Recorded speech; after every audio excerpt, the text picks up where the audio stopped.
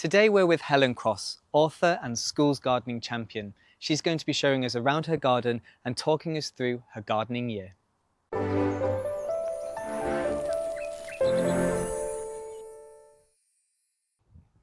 Hello, Helen. Hi. Thank you ever so much for allowing us to your garden. Thank you. Welcome. Thank you. Would it be fair to say that this is your wildlife garden? Our front garden is a bit wild and chaotic, and I love that because it's not a typical suburban garden. I love that there's colour and vibrancy and it's chaotic, and it also attracts lots of bumblebees and wildlife into the garden, and I love that about it. I didn't want it to be samey, and I think that's what we've achieved here. Not everybody's cup of tea, but I really love it. So when you arrived to the garden, was it already a bit like this, or is this something that you've really consciously adapted and manoeuvred around to make it to be this wildlife garden? Yeah, so when we arrived here, there was a patch of green grass and there were maybe 5 very traditional roses in the borders. So linear and very linear, yeah. And we've kept the roses. They're really old and they've actually come back every year over the last 4 years. We've mulched these borders and the roses have really thrived. The Roseanne has also really thrived as well. But we can cut that back and it comes back, and the bees love that. I'm looking at kind of like the structure. So obviously we've got this hedgerow at the front, but I love how you've used the bench in the corner in that way and putting the containers on there. Does that normally sit like that, or do you move things around in this space, or do you kind of just let it build up and then take stock? Yeah, I mean, in the corner normally, because that's the hedge acts as a really lovely shelter and there's a bit of privacy, no one can really see you, so we do normally have seats in there. The bench, I wouldn't sit on that because you're going to fall through it. But it doesn't really get used as much as our back garden, to be honest. Speaking of the back garden, I think it'd be really nice to go and have a look. Yeah, I would love. Come this way. All righty.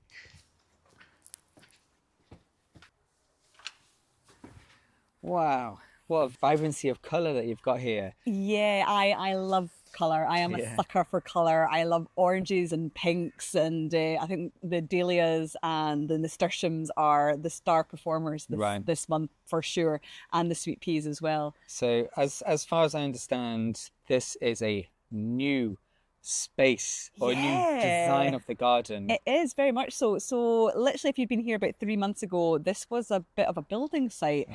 So I've had to redo the entire garden. It's very much a first world problem. We did an extension to the house and we had 3 diggers through here.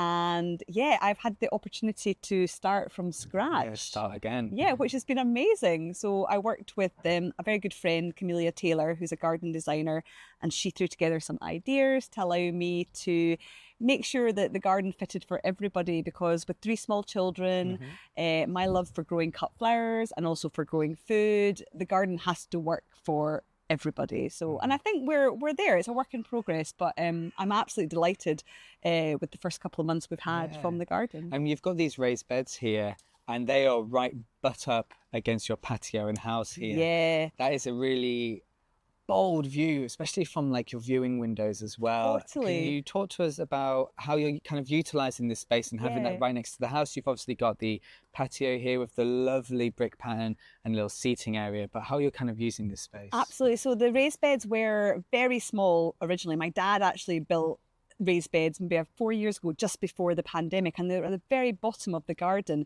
But actually, like you say, I wanted to bring it closer to the house so that I could bring food closer to the kitchen. I could come out and cut flowers, and also when I'm sitting here, it's a really beautiful display just to look at and to watch the bees and have my cup of tea in the morning, and it works really, really well, and it's a real focal point. And I love the arches that we've put in as well, because your eye is drawn down the garden, and we also make the most out of the trees at Lynn Park at the very back. So we've also borrowed the landscape from further afield, which for a really small, narrow suburban garden like this, that's really important because it makes the garden seem so much bigger. Yeah, so real utility in the space. And then you were speaking about like taking those focal points and making those lines of orientation for the eye, but then going, what's around the corner? So shall we just take a little walk through? I'll go after you. You talk me through what we've got going here. So this was all grass originally, but I wanted to break it up. So we put gravel down on the ground as well. So these 2 beds here are cut flowers. So we've got the sweet peas. The sweet peas are doing very well. They Much better are. than mine. I'm jealous. Well, I think that's the good thing about Glasgow rain is you get a lovely long, Yes, tall, thick stem, which is great. Calendula here as well.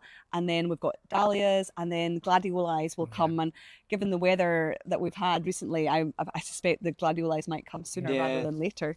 And then further down here, these are the two veg beds that we've got here.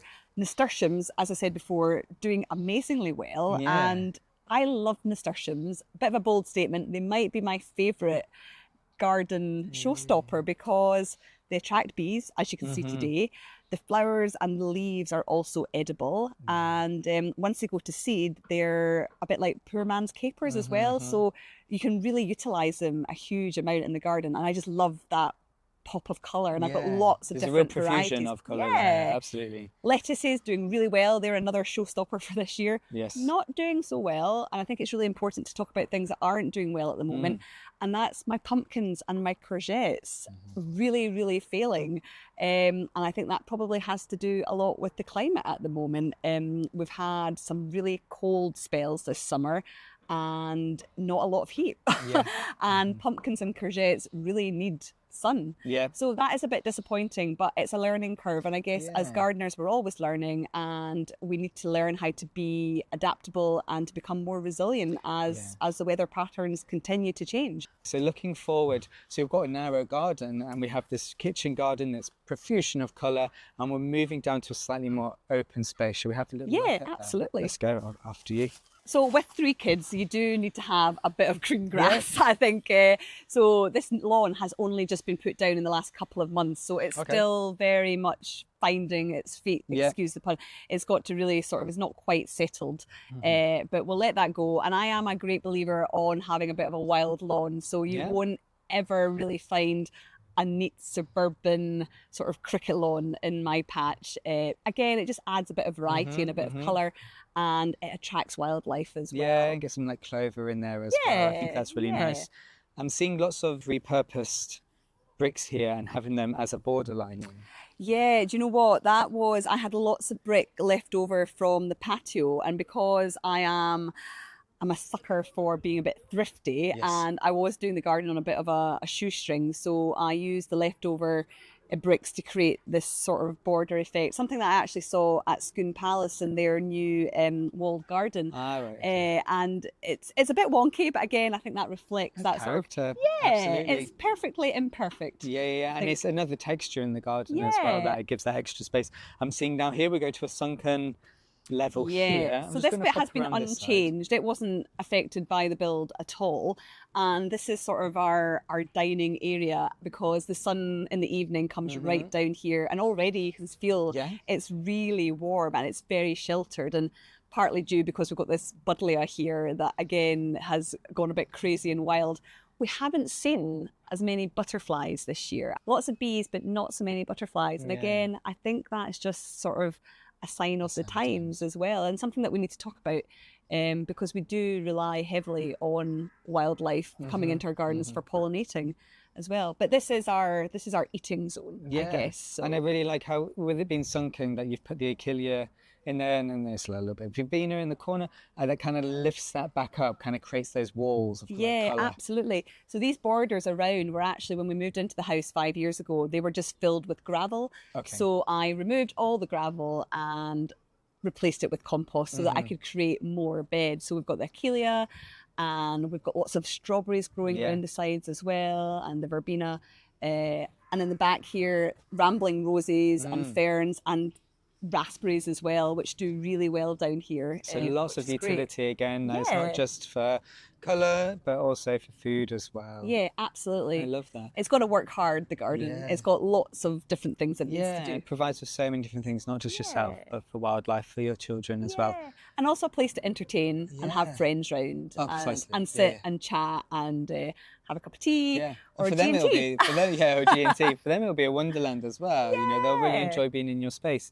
And I feel like this space in particular is really nice because we're on that lower elevation, that we get that view right up. Despite the fig bush there, which is coming down in another, that's being removed. So is that part of like future projects? What are the future projects? Yeah, I think this is a bit of a there's a lot of space here that could be utilised better, but this bush here, I really dislike it. Okay. And it does block from here, and also blocks when you're looking down onto the garden as well. So I would like to put something else in there. Yeah. I'm not quite sure what, but not quite as dense. Yes, okay. That So takes something up that has quite- like, yeah, kind of like the favourite Amalanthus. That's exactly what Yeah. Camellia had thought about putting there. Yeah, so something like that. That will yeah. kind of, that, you know, will look great all through the seasons, but it has that kind of Exactly. open habit. It's got blossom, it's got fruit, and it's Yeah. very beautiful as well. Beautiful. Yeah. Yeah. And so I suppose when that comes to fruition as well, you'll get that real forward look onto your raised beds, which I just think Exactly. is going to be such a nice moment for you to be able to sit here and look at all the work that the garden's doing and also all Yeah. the work that you've put into it. Yeah, absolutely. Because gardening's got to bring joy. Yeah. I think first and foremost, it shouldn't be a burden. It shouldn't be a chore. It's about joy and creating moments of joy. And I think that's what we create here in our garden. Certainly that's what I believe that we That's create. so important. As we look here, I do want to go and have another look at your raised beds. Yeah, 'cause I sure. just think they're Come on. fantastic. So with this really productive space, one thing I did want to ask you about is how are you feeding your soil? How are you conditioning it in order to prepare it for the next year, for all the crops that you plan on Yeah, bringing sure, forward? absolutely. So I think that's really important because, as we said before, feeding the soil, you need to really feed the soil to make sure that it's going to be as productive as possible. And with these raised beds, because this is our first summer of growing, we also filled them pretty high up with all the soil that was dug out of the ground, and that was a really heavy clay soil. So what I have realised, because things haven't been as productive as perhaps they would be in terms of the courgettes and the pumpkins, is that over the winter I'm really going to have to mulch this and top dress this with a really good quality mulch and to feed the soil properly, so that next year hopefully things will be a little bit more productive in terms Yeah. of the veg that I want to And grow. that's really important, the little bit productive. It's really worth noting, isn't it, that it's not like 1 year or 2 years of top dressing is not enough. It just needs that continuous. No, it needs that constant. It's like looking after yourselves. You need to feed and nourish it in order to get the most out Yeah, of yeah. it. You can't just do one good year and then go, oh, No. that's me for the next 5 years. Absolutely not, It no. really needs that regularity. Yeah. Okay, so that's one thing. What do you use to do that? So again, I use the mulch from Caledonia Horticulture, which is really, really good, which I've always top dressed everything, and I really see the difference the following year. So I'll probably do a bit more of that Yeah. with the raised beds, especially once I've cleared this in the autumn time, and hopefully next year I'll see a bit of improvement in terms of the veg. Yeah, that's what's great about the Green Goodness, is that it will condition the soil. It will bring that structure, especially working its way down with the heavy clay. Yeah. But also it's got so many nutrients in that, enough to feed the plants on this scale as well. And it is a beautiful view. Now, as far as I can see, up there you've got a beautiful window that looks straight down to the garden. So I think we should go up, have a cup of tea. That sounds like a plan. and have a Excellent. I'll look. put the kettle on.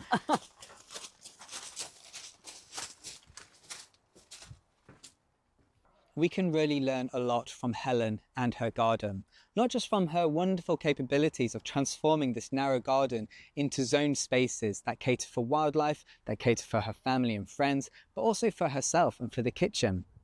It's her ability to learn and acknowledge the changes that are happening within her year in the garden, whether that is from the climate, whether that's environmentally, or whether it's just from the soil health. Helen really looks at her space and goes, what's working, what's not, and then carrying that through to the next year.